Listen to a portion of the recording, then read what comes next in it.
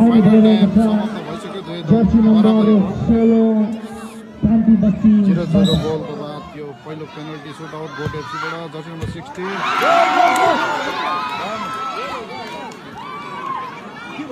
not goal. Given by Pacific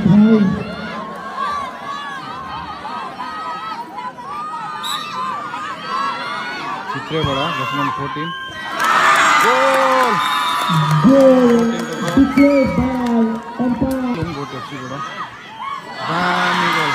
lovely goal good goal Sagar फुलङको एकदमै राम्रो गोल छ गोट एफसीको तर्फबाट भने अब पालो आएको छ चित्रे एफसी जर्सी नम्बर 9 को यो फ्रेमदेखि बाहिर नट गोल दर्शकहरूमा त्यत्तिकै जोस रहेको छ आज यो फाइनल खेलमा र अब पालो आएको छ जर्सी नम्बर 5 सिद्धार्थ प्रधान कोट एफसीबाट टिम क्याप्टनको पनि फ्रेमदेखि बाहिर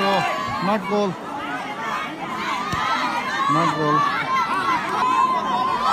दर्शकहरू फुल मजा लिइरहेको इन्जोय गरिरहेको ओहो बाहिर चित्रे एफसीको जर्सी नम्बर 8ले पनि मिस गरिसकेको छ यो गोट एफसीबाट अन्तिम पेनल्टी किक रहेको छ भने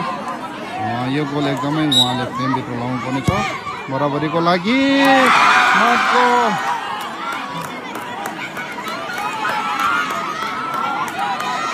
अन्तिम पेनल्टी सुट आउट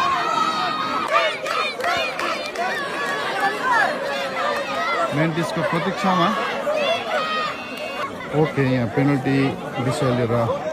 हल्का से दुई दल माझमा वार्तालाप चलिरहेको छ अब पालाएको छ कोट एफसी शान्ति बस्तीको पक्षमा केही समय लिँदै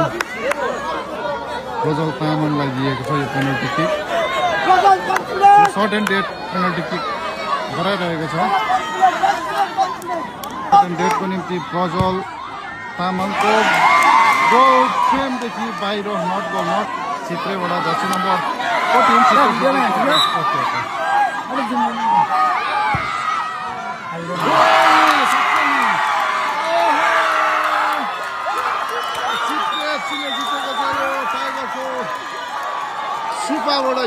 सुपा युनाइटेडबाट आयोजित गरेको यो अन्तिम फाइनल खेल भने चित्रे